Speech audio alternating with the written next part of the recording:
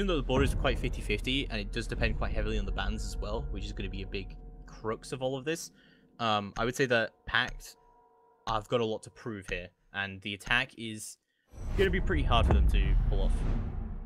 This is certainly, I think, a bit of a vengeance match for both PACT and also Saves and Kendry, because Saves and Kendry, they want to kind of show PACT that, yeah, we left you guys so we can now do this to you. No, it's like in regular sports, whenever you see a player go to then another rival, there's always that kind of bad blood, that kind of media outlet of, wow, this is going to be absolutely incredible if they play against each other. And I think this is one certainly to put in the books for both of these sides. As we head into our operator bans, and both FBI attackers are going to be banned away. And wow, my oh my, a Legion ban? Really? I feel like PACT is just trying to like target ban here, but again, the Ash ban, the third time in a row we've seen an Ash ban. Is Joystick just playing on everyone's account? Maybe. They all know about this? I mean, I still think like people who still think that the Ash ban is good against MnM are not familiar with the recent version of MnM that's come in. And we've seen Ash ban against them twice now, and I've talked to Doki about this, and we talked a little bit about what potentially would have happened if Epsilon and MnM had gone against each other, and what kind of strategy I would have taken there, had I still been the coach for Epsilon. And I talked a lot about the Ash ban, but really, like, looking at how they played recently, especially in map dependency, there was still a lot of Ash coming out from MnM. So, to me, the Ash ban doesn't make a huge amount of sense, but it might also just be one of those things where, oh, we don't want to risk it either way, right? Looking at already the lineups we see, Echo's available, so yes, straight away, MnM have realized that this is a very strong operator on a map like Border. We've seen Echo drones be so crucial, especially for that top floor bomb site. It's been massive. And then looking at the attacking lineup, I also believe that PACT have realized if we're going to win this game, we should bring every operator that we can that will help us win a gunfight. In this scenario, that's going to be the Ying. Ying has been an operator that we typically see banned on a map like Border because she has so much impact where you can simply flash an entire bomb site with one Candela. You can rush in, you can either play with the shotgun or the LMG, both are viable.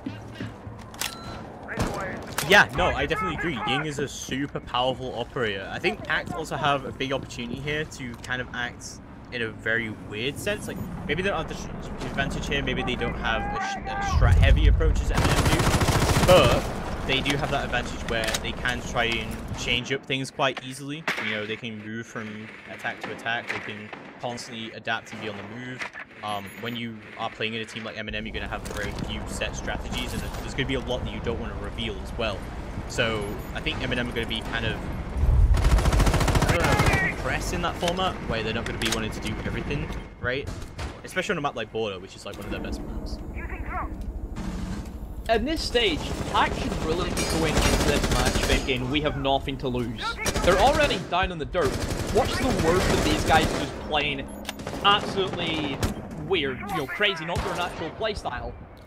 What's to stop them doing that and completely catching MnM by surprise? MnM, I'm sure, have looked a lot of PACT. Kendra and Saves, they know PACT inside and out. They played on this team.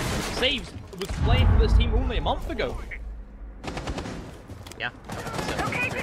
Really good rotate the made by Saves. Like, it's really easy to push someone out Canadian, and I feel like there was a really bad time coming out from PACT to try and get him out of there. But no, Doki will go down regardless. Castle going down, but Citizen trades it right on back. Man goes Magic. Not getting any magic done right now as Nomad is on board. That is a pretty big pick. Well, again, if Nomad has used her air jabs, then it's not really a lack of the utility. You still have those scattered about where, of course, we know that MnM, they love to play Saves as that lone rotator. Of course, they have Citizen, who we know can play aggressive on that alibi, just like we've seen him do on Coastline against Trust. Saves in quite the predicament, but he has an Echo drone supporting him. That's a massive thing for himself. We can see Kendry rotate in and just simply echo anyone who wants to try and challenge onto the Jaeger. That could be the hit or miss for Saves in this scenario. Yeah, I guess they never miss, huh? But we'll go into a 4. You set me up for that. That doesn't. I'm sorry. You said it to be said in return. But unbelievable. we'll see saves is still playing around Arcus. There's a lot of map control, and saves will start to eliminate people. There goes Optic. Flashbang starts to come through. Candela starts to go down as well. As we move to the last 20 seconds, it has to be now or never. And that push has to come down. The PACT are still all over the place. There goes Darius. There goes Deep. It's now all on our to try and bring it in. He will poo through onto the server door, but no, Nella will shut him down. And MnM Gaming will take round number 1 pretty decisive. That was pretty simple for MnM, you have to say. I think PACT just kind of fell into their open arms with death, pretty much. Just, here we go, send a virtual hug of death to you. But I think having intel gathering from the Echo drone was massive. It allowed simply for Sage to swing around, get the freest kill that he's found, and everything just kind of fell into the hands of MnM. They had, of course, that disruption with the smoke grenades. They had the Echo drone still. A lot of things really played out in favor of MnM. PACT looking very lackluster. They didn't really want to take the gunfights, and even Citizen playing as that roamer, causing a boatload of problems. Picks up himself a free K already inside of the first round, and I'm sure whenever Ben starts getting those kills on board, the guy could literally rack up double figures in no time. Yeah, no, it could definitely go that way. So, like, looking at the lineup here, this is kind of typical, I would say, for an MnM lineup. I mean, really, all you're really looking at here is having the Maestro, Smoke, and the Jaeger. Everything else is kind of just whatever. The Bandit's obviously very useful here. The Vigil's interesting on Border, I would say. Like, most of the time when I'm looking at Border and looking at roamers, I'm looking at having, like, high impact roamers, like Pulse, you know, or Valkyrie. Someone that they have to go downstairs for. I'm quite curious to see why we're not having Citizen play those roles, because he's known to love those Valkyrie Pulse plays with the Nitro Cells. That's kind of the whole way that the MnM like to set up their defenses, where they have Doki and they have Sage playing very aggressive as a roamer. It attracts most of the attention away from the lone roamer, which in that scenario would be Citizen. Then he kind of swoops in and picks up the remains. He gets a C4 kill from below, and then he kind of goes ham on those late rotates up through the staircase. White staircase has always been one of his favorites, but then again, there's a new operator in town, and that's going to be the Nomad, who we know is a massive counter to any rotate that wants to come in from staircases. Not only does it send back the player in an animation, but also it's a massive sound cue. You can literally hear a jet engine flying a defender backwards, and maybe if you combo that with a Claymore, then that could be a deadly combo. And talking about Claymores, Deep also gets himself one with that, as a quick jump out comes in from Sage, but again, the damage had already been done, as PACT are once again on the back foot. Yeah, they are on the back foot indeed, as MnM are going to be playing around here where they can, and now it's going to be a 4v3. There's a lot of utility still available for PACT, and they do have a decent amount of control and lots of time to work with here, but being at that disadvantage without the Ying, I think they're pretty much going to be looking at a pretty big deficit. Deep will move in. He has that Maverick, so potentially trying to open up a hole, but the wallbang starts to come in. That puts Deep in a very awkward position, and Doki swings around with the Alda, beams right onto the head of Deep. As Darius and Magic both outside of East Balcony, Darius will take up the same position of his falling comrade, but I'm sure he will probably meet the same fate as Doki on a sliver of HP, is still holding the Call of Office for the meantime, as he also picks up, finds one, however will get down in the crossfire from Magic with that AK-74F. Unfortunate indeed, and we'll see how it will further go through. I mean, just great rounds and great adaptations coming in from MnM, but they're playing a very fast and loose kind of play style. PACT seem to be sitting in the same place for absolutely ages and not really making any progress. We head into our next bomb site, which is going to be the third pick for MnM. This is a very controversial topic, because Border has been seen as only having two strong bomb sites, which is the Vents, which is the Armory, and your third pick, you're limited. Do you want to go for the Customs, or do you want to go for the Bathroom? Both bomb sites would struggle if Mira isn't being banned. So for this example, Mira has been banned, so both of these bomb sites significantly get weaker. I've been a big fan of Bathroom and Tellers for quite a while, I think has a lot of untapped potential. The only thing it falls into is similar to the way that Oregon as an entire map falls into, is where you can only play it in one specific way. And in that scenario would be you pull the heck out of office and hope that you can get the kills. But the one thing that I always love seeing, and the uniqueness from each team, is how they position their roamers in the top floor. That's a big standout for me, and I'm excited to see how MnM have done this, because last week, MnM played Border.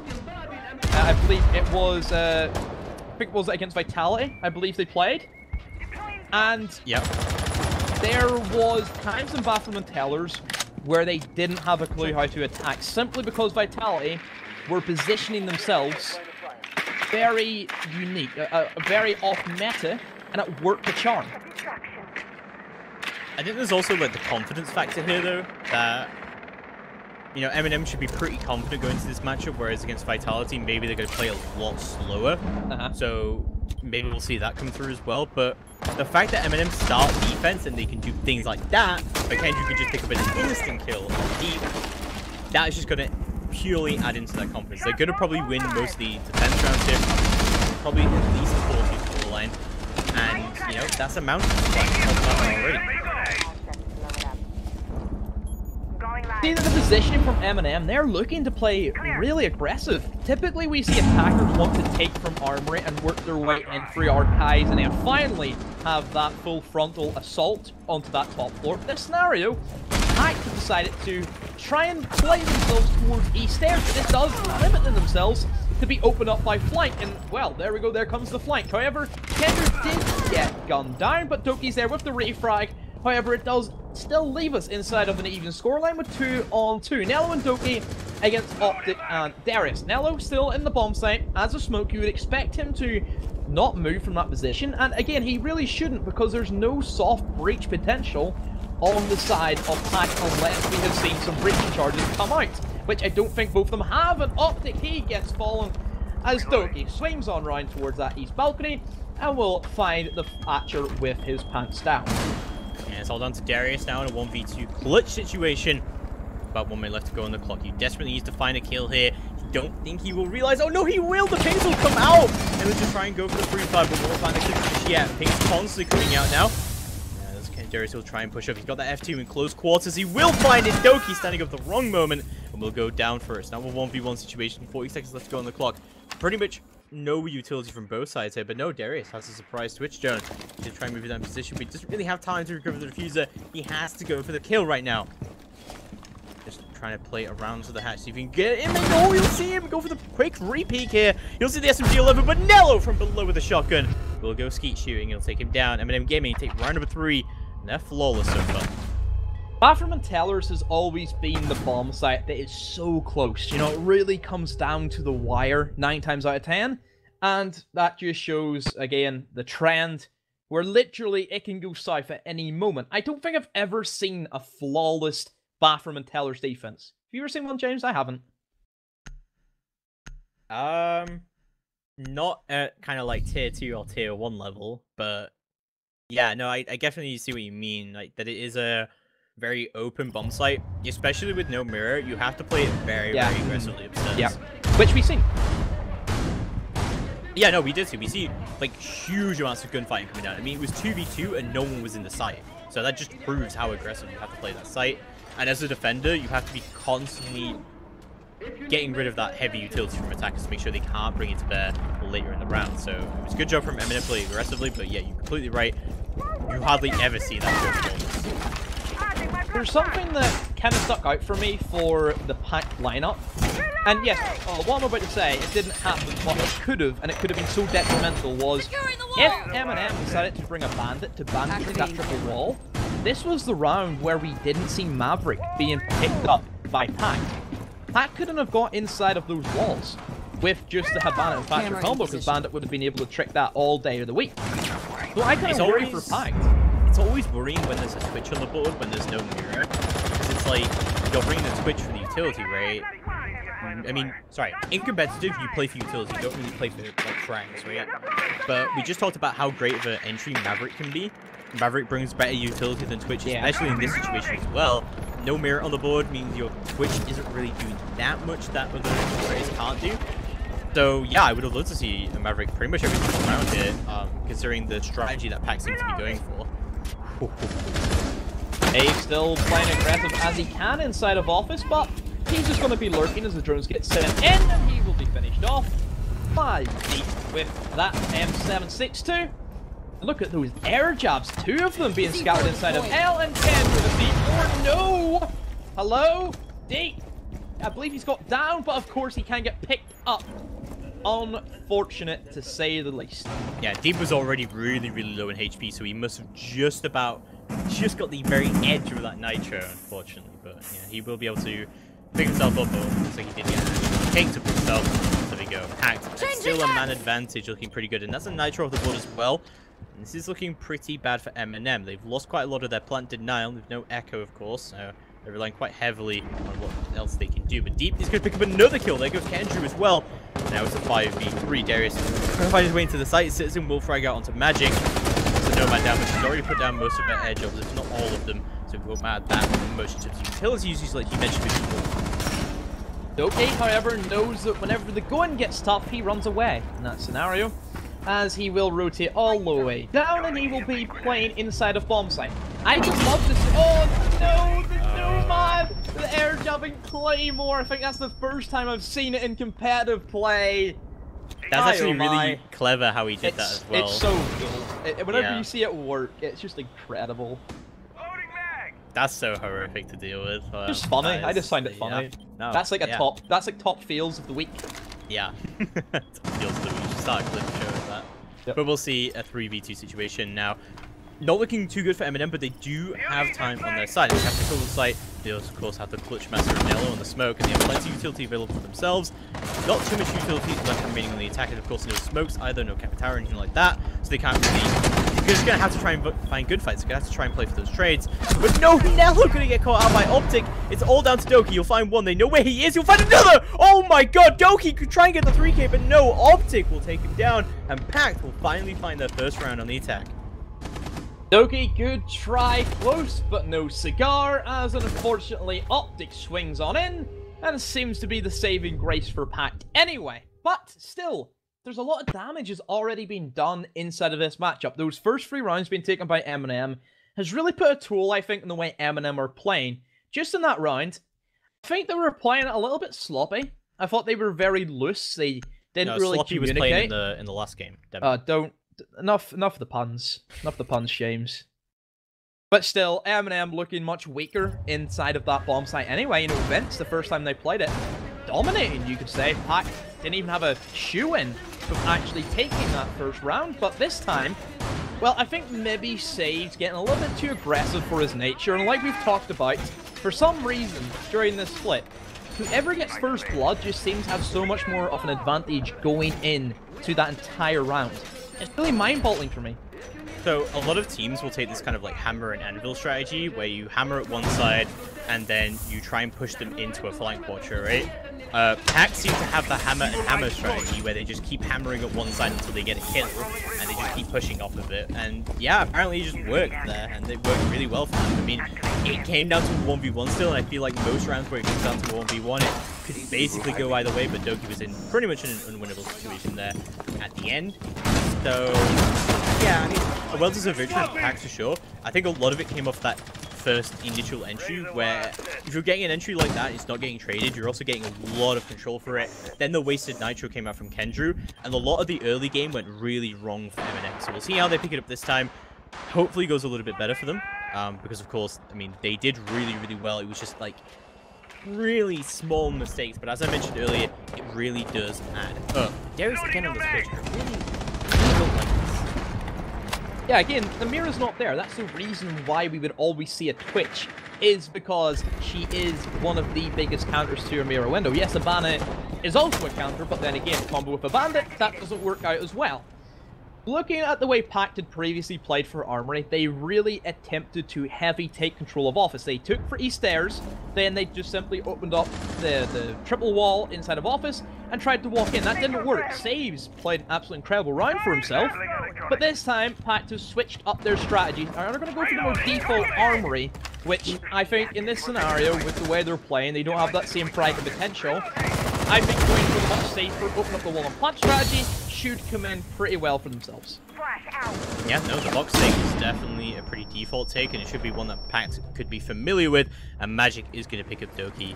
There's also a great opportunity for a Nomad there on the AC, because you can throw someone off the AC as they jump out. So I wonder if Magic's actually got one down there, but yeah, he's playing a really powerful position here on the locker sandwich. He can cut the entire site in half, but Citizen is going to take down Optic and going to cut him in half either, as Thatcher goes down as well as Sophia. So quite a lot of interesting gun frags and like play coming out from MnM here.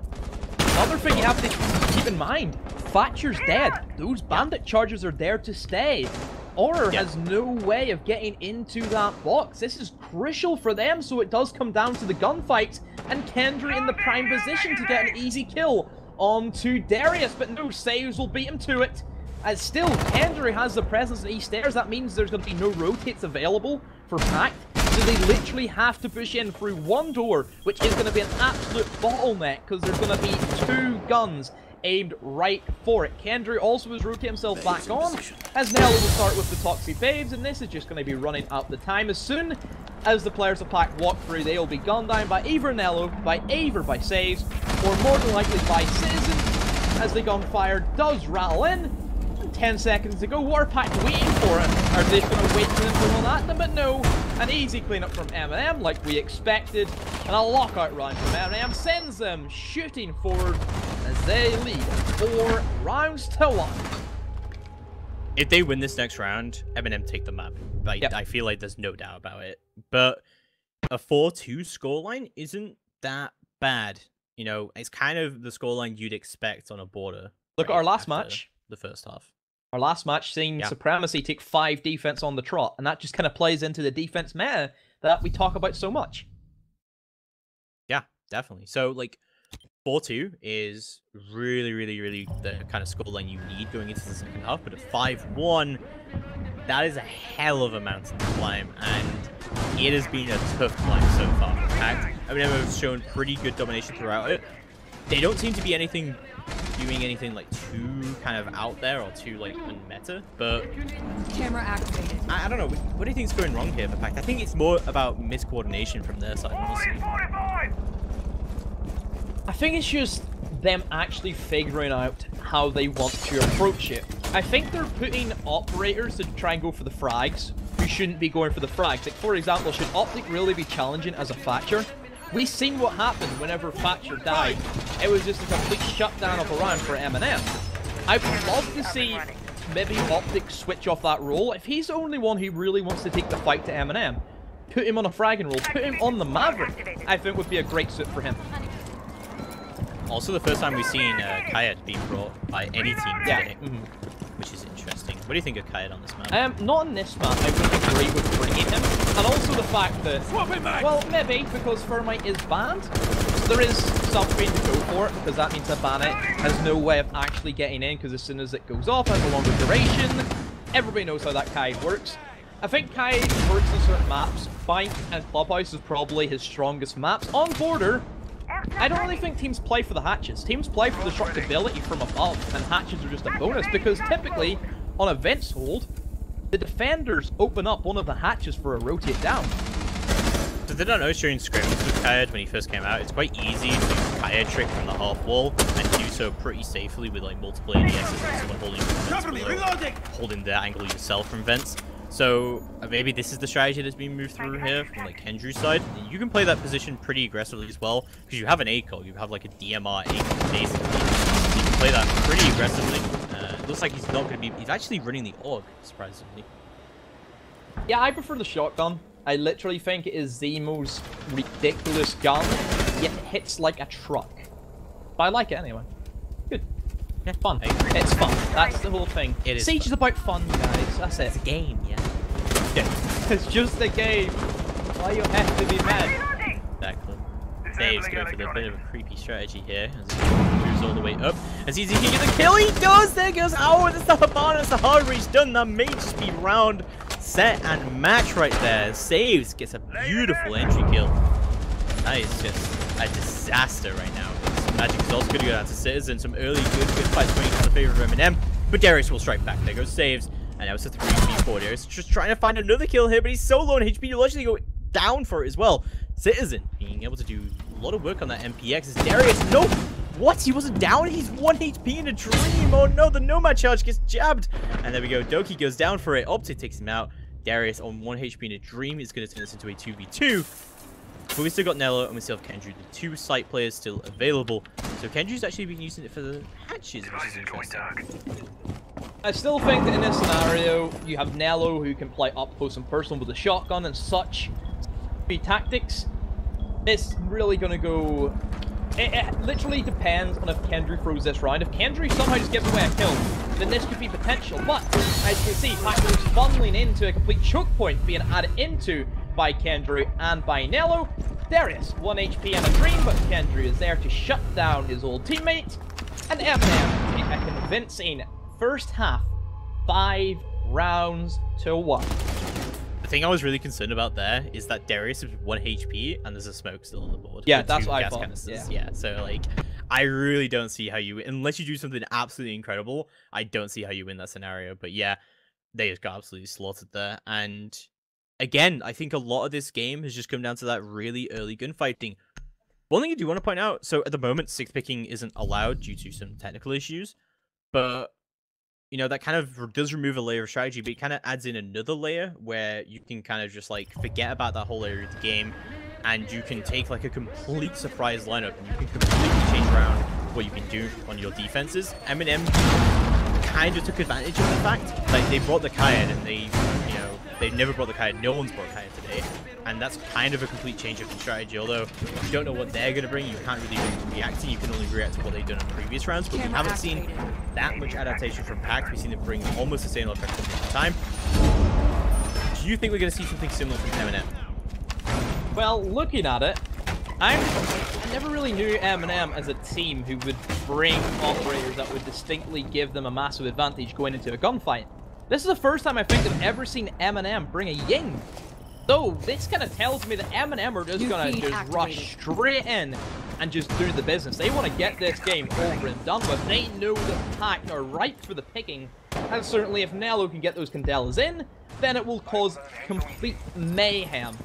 Also keep in mind that we didn't see this from MnM, that PACT have actually decided to hold themselves inside of security, trying to deny a little bit of utility and also deny the time of being able to go for that very standard box push. I love it simply because that's going to be where MnM want to try and take, is control of box, get those Candelas into the best possible place. But already, MnM have actually decided to take control of East Stairs, which could be on for an office take, as Magic has already fallen, and that's a C4 off the board. So he's put the bulletproof cam onto 90 and then made the rotate, I assume, into fountain as well from break, and that's like the standard way to hold CC, right? But like, the issue is it's a standard way to hold CC. We don't know exactly how to counter this, where Save's just going to take control of this whole way so that he can cut off the rotate. Everyone else is going to go around the other way instead, and they're going to push from the offices, and now CC control is basically useless, and they're trapped there, basically. And you look at MnM, the way they're kind of formatted, I think they're just waiting for PACT to slip up.